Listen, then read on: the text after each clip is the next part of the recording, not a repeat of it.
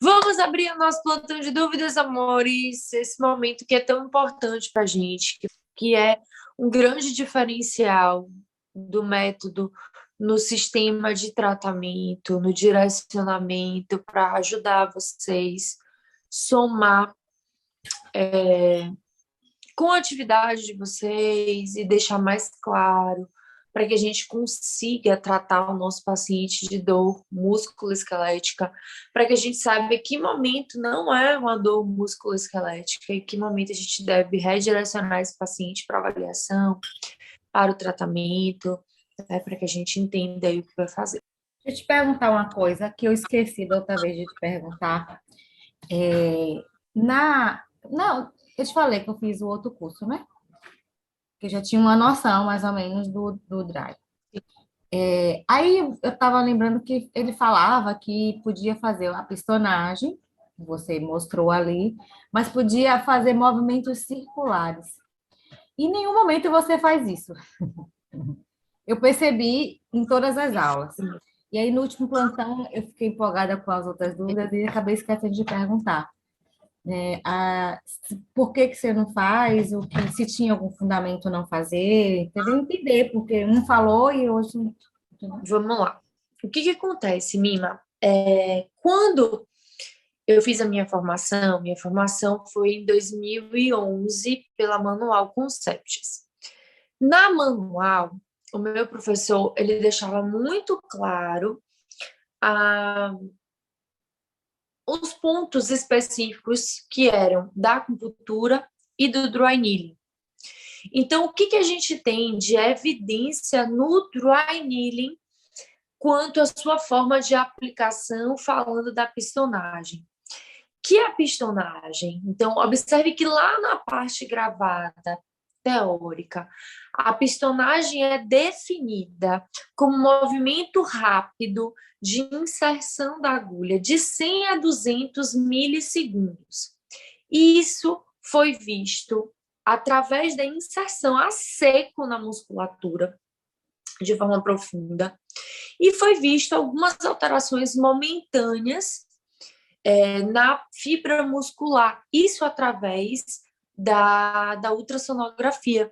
Então, eles foram avaliando esse processo e viu, né, que o Hong, que levou o nome da técnica, ele viu que essa relação da pistonagem era uma forma de proteção e que quando você causava o LTR, que era estímulo de contração local, aquele estímulo de contração da musculatura mesmo, você tinha uma alteração naquele momento e que ali você tinha uma redução mais rápida de acetilcolina e uma liberação maior de endorfina. Então, em nenhum momento, desde 2011, da minha formação, lendo artigos científicos, quando eu fiz o meu trabalho de avaliação específica, utilizando a ultrassonografia músculo-esquelética, eu não vi nenhuma alteração citada, nem vista na inserção, de que a rotação ela seria uma forma de trabalhar para inserção profunda. Então, o que a gente vê? Uma forma de proteção em que esse movimento é um movimento rápido, em que a gente vai inserir para o nosso paciente para chegar na profundidade que a gente deseja. Qual é a estrutura, até onde eu sei? Eu não tenho formação nenhuma na acupuntura, mas qual é a forma, o que é direcionado na acupuntura? Que esses movimentos de rotação para a direita ou para a esquerda seriam de tonificar o sedar. Eu não sei nem para onde é, se é para a direita, se é para frente, se é para trás, porque eu nunca fiz acupuntura.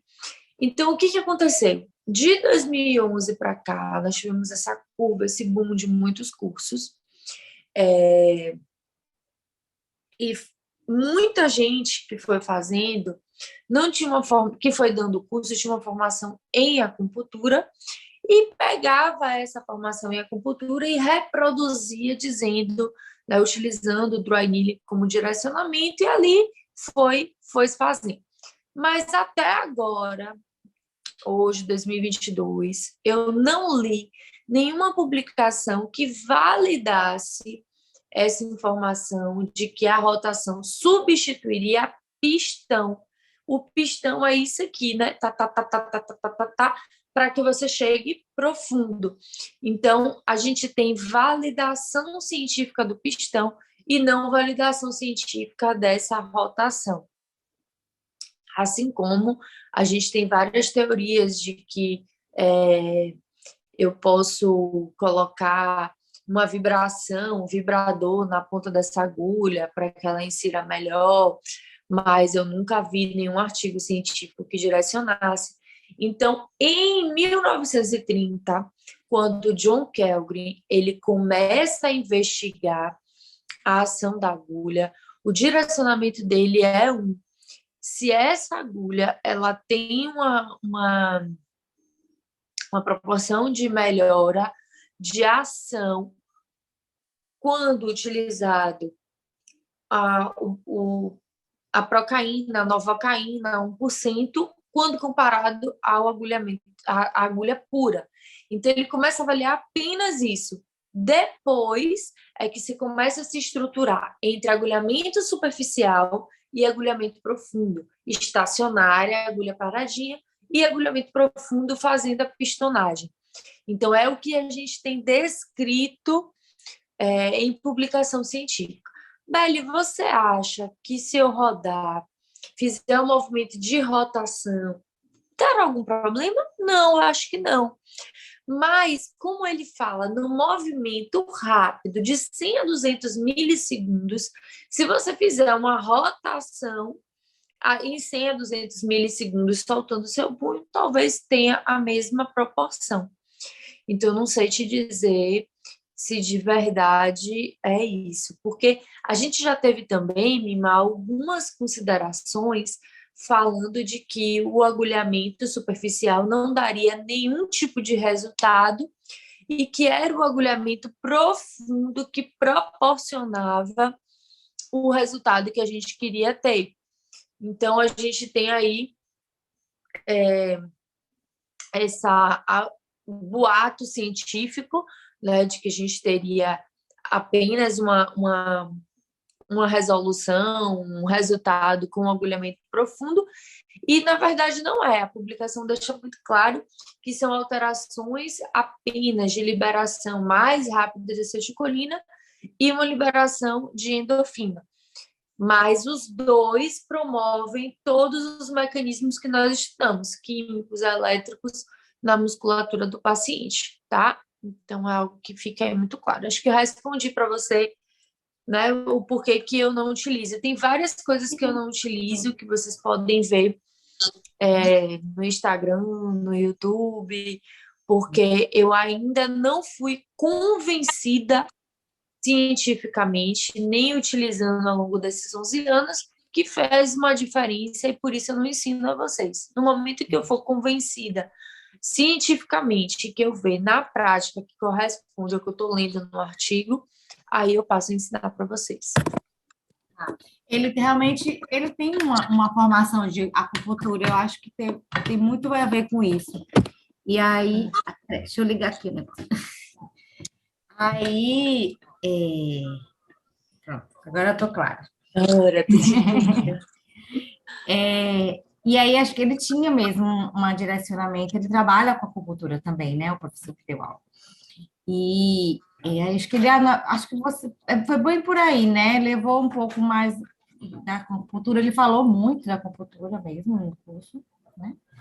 Não foi um curso de acupuntura, claro, né? Porque não tem nem tempo hábil para isso, né? Mas, assim, aí, assim, estudando com você, eu já estou vendo que uma outra visão, entendeu? Aí eu disse, gente, ela não faz isso. Eu vou, assim, pegar. Se ela não está fazendo, ela deve ter algum motivo, porque ela já viu que não está fazendo. Né? Aí eu disse, deixa eu falar. Só que aí, na última plantão, a gente se empolgou na outra dúvida e eu acabei esquecendo. Aí hoje eu anotei para não esquecer. Muito bem.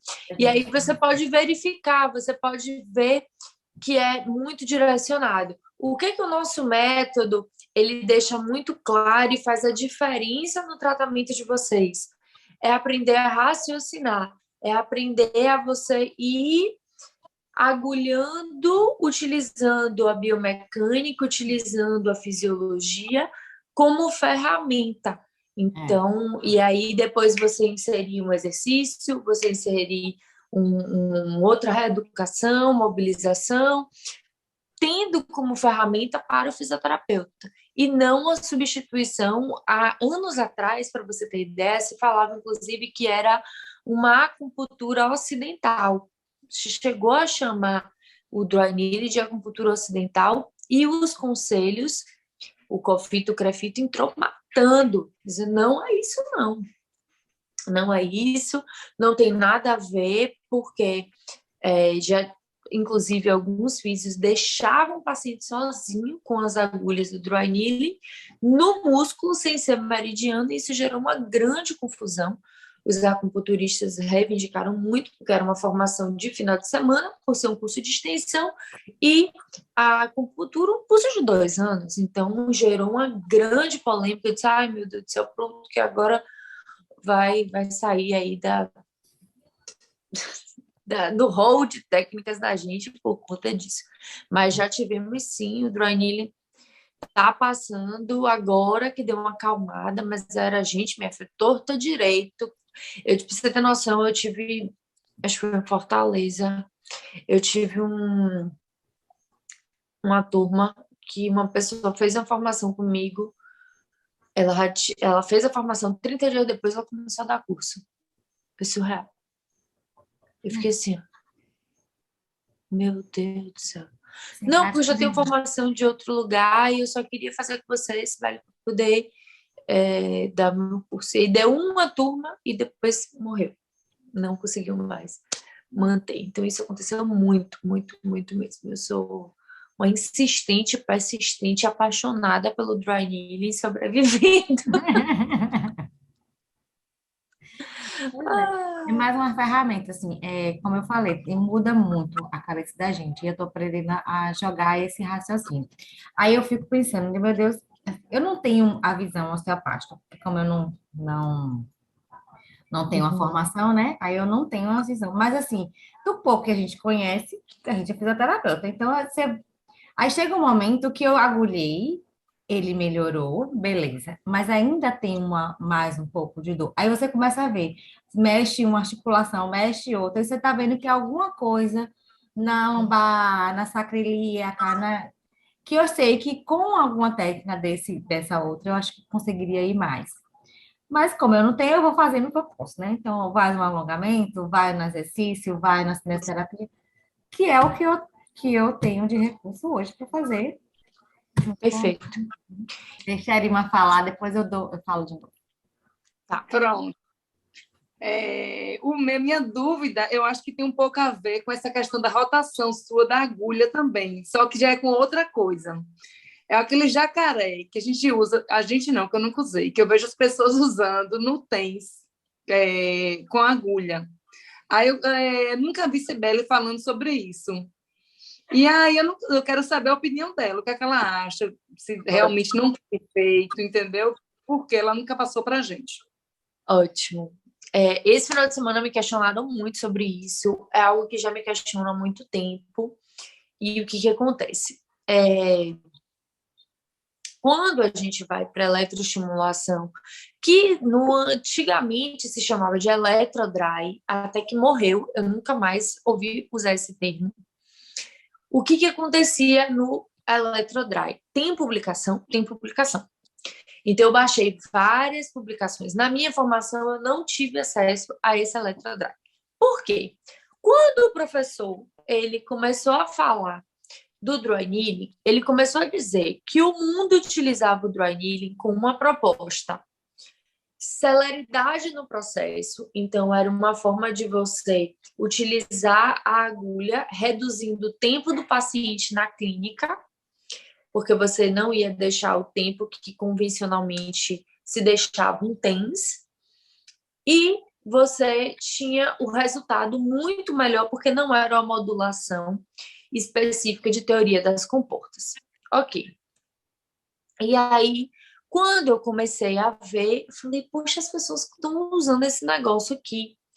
né? Estão usando isso. Deixa eu pesquisar, deixa eu ver, porque lá atrás, muito antes de existir o curso online, começou esse burburinho de que a gente tinha que utilizar as correntes para ter um resultado. Então, quando eu fui ler os artigos, eu vi que o tempo que é esse, primeiro, não é qualquer espessura de agulha, porque se você deixa uma agulha, por exemplo, de 25 acoplada no jacaré, e você gera corrente, você pode partir essa agulha. Então, a literatura diz que você deve trabalhar com agulha de 30 e não de 25 para fazer eletroestimulação, porque a agulha de 30 ela dissiparia melhor as correntes. Ok. No segundo ponto, a literatura vem dizer o seguinte, que você deve direcionar essa agulha a ficar pelo menos 20 minutos conectada com a eletro para fazer essa modulação. Na acupuntura a gente tem isso? Tem. A gente tem isso. Então, o acupunturista vai lá, conecta, faz a parte da eletroestimulação na agulha. Só que, gente, o que aconteceu? As pessoas começaram a apresentar reações de piora muito forte. Ou no artigo ele começou a dizer que o paciente melhorava muito, mas quando eu olhava a metodologia, era uma metodologia muito fraca. Então, como que ele avaliou esse paciente antes e depois? Ele avaliou com a escala visual analógica, e não com algum método de pressão, e não com tal coisa, ou tal coisa, ou tal coisa. Então, naquele momento, eu decidi me posicionar e fazer o teste. E eu comecei a fazer o teste. E eu vi que o paciente sentia mais desconforto. Por quê? Quando você acopla o jacaré, que você bota a corrente, essa corrente faz com que essa agulha se desloque. Então, necessariamente, tem que ser um agulhamento profundo, para que essa agulha, ao se deslocar, ela se mantenha ainda em loco no corpo. E se você... Não são todas as musculaturas que você pode fazer agulhamento profundo, inclusive, a gente vê, hoje já tem publicação falando, vocês tiveram acesso a essa discussão, tem live minha aí no YouTube falando disso, que a quantidade que você vai inserir de agulha no tórax para não atingir a pleura em homem e mulher, ela tem uma quantidade, que é 19 milímetros e 15 milímetros. Então, né, sem ser aqueles fortões e tal. E aí a gente começa a avaliar, a gente começa a modular, a gente começa a entender esse processo. E eu falei, bom, por que eu vou usar isso então? Quebra o princípio inicial de ser uma técnica rápida, de ser uma técnica que eu consigo resultado e para fazer as outras técnicas da fisioterapia. Vale ressaltar que as primeiras publicações na fisioterapia, elas vieram no ano 2000. Então, muito tempo depois do início do agulhamento a seco, com o objetivo de que se tornasse uma ferramenta para o fisioterapeuta mexer, modular, fazer o que fosse necessário. Então, por isso, o tempo é muito rápido e o direcionamento.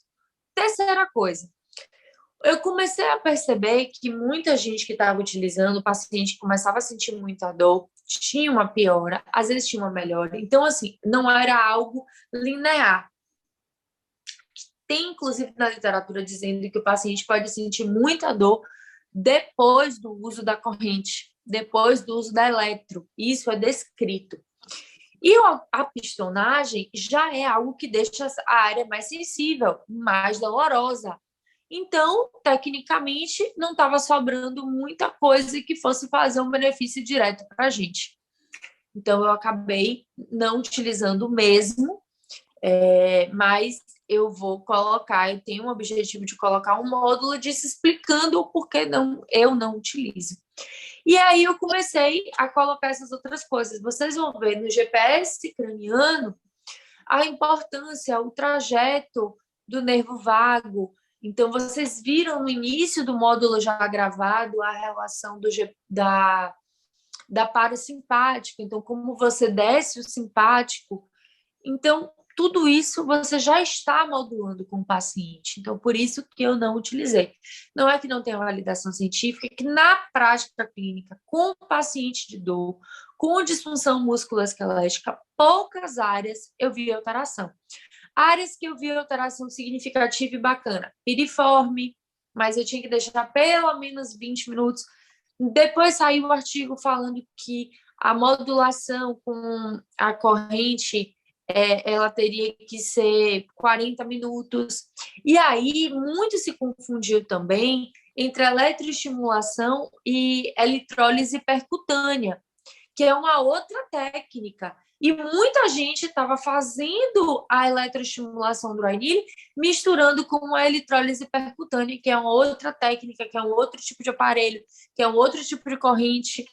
Então, que é uma técnica massa, mas com a modulação completamente diferente. Então, eu vi gente botando modulação de TENS acupuntura misturando com a agulha de dry needling, a inserção de dry needling, o local. Então, menino, que confusão, que babado, tá?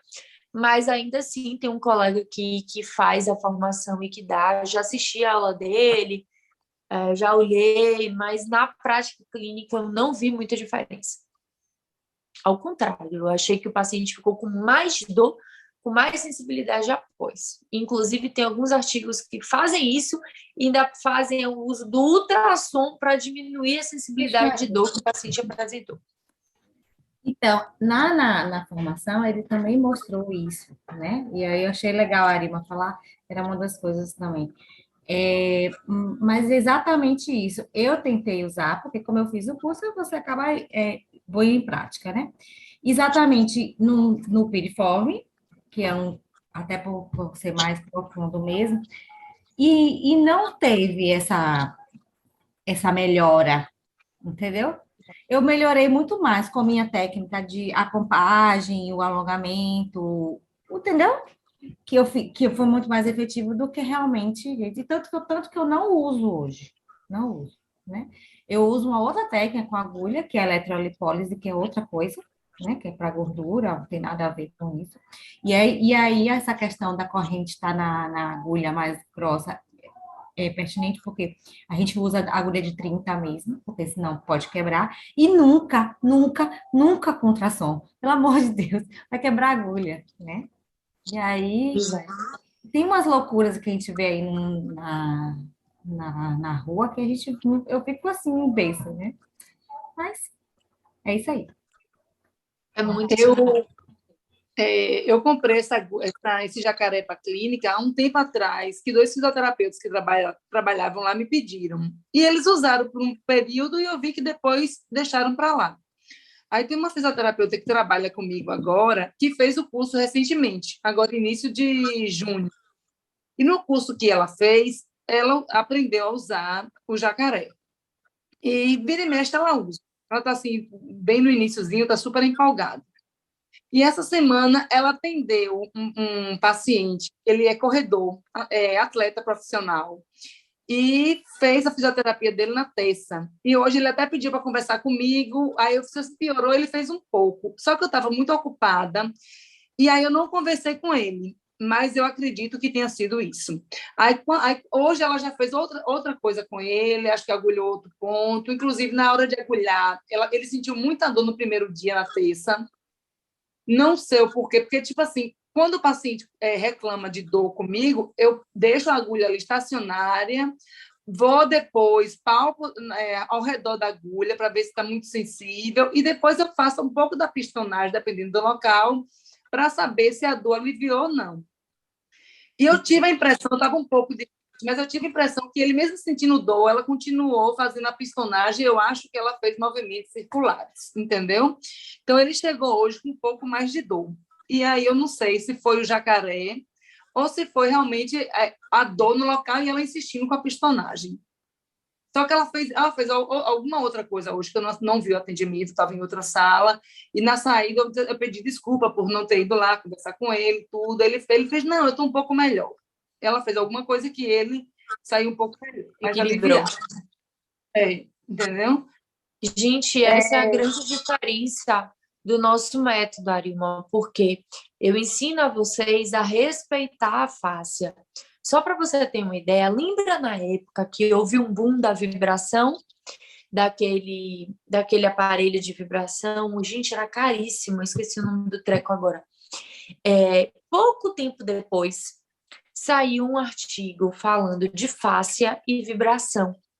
E foi visto que para trabalhar a fáscia sem gerar agressão, seria interessante fazer uma aplicação abaixo de 8 Hz. E esse aparelho caríssimo, que teve colegas que pagaram R$ 5.000, R$ 3.000 na época que saiu, ele era acima de 8 Hz, que vibrava, chacoalhava assim, o músculo do paciente. Eu me lembro que atletas utilizavam muito isso. E aí esses pacientes apresentaram uma piora de dor. Não fibrose, não, nesse local? E aí, minha amiga, eu sei que você não vê mais um monte de gente usando essa pistolinha, desceu muito o valor. Hoje eu utilizo a vibração, mas eu utilizo a vibração baixa. Então, quando você vai trabalhar esse paciente, você tem que ir bem sorrateiro, bem direcionado, para poder você sentir. Então, essa é a diferença do nosso método. A gente quer gerar o resultado levando em consideração 2 princípios que muita gente não conhece, que é a tensegridade e a mecanotransdução. Então, nós levamos esse princípio dentro do nosso método, de aguardar, até a forma, observem que vocês aprenderam a aproximar esse músculo para fazer um relaxamento, aguardar essa agulha. Vocês aprenderam ângulos, esses ângulos não são descritos na literatura, esses ângulos foram colocados por mim durante a prática clínica, eu fui percebendo, depois eu fui para a ultrassonografia para ver quais reações que acontecia da agulha na ultrassonografia e depois eu passei isso para o método. Então, essa é uma relação que faz grande diferença para a gente, tá? Muita mesmo. E por isso que quando o paciente de vocês diz assim, nossa, mas não dói. Nossa, mas eu fiquei tão bem. Não faz sentido. E aí que o Marima diz, nossa, mas o que ela fez? Então, será que foi a corrente? Não, será que ela aplicou e fez logo a pistonagem? Ela não esperou? Então, essa é a grande diferença também. Tem muita gente que não vive do dry needling, não utiliza o dry needling e não tem essa experiência, né? Então, acaba não passando para o aluno o que é real, principalmente com paciente de dor.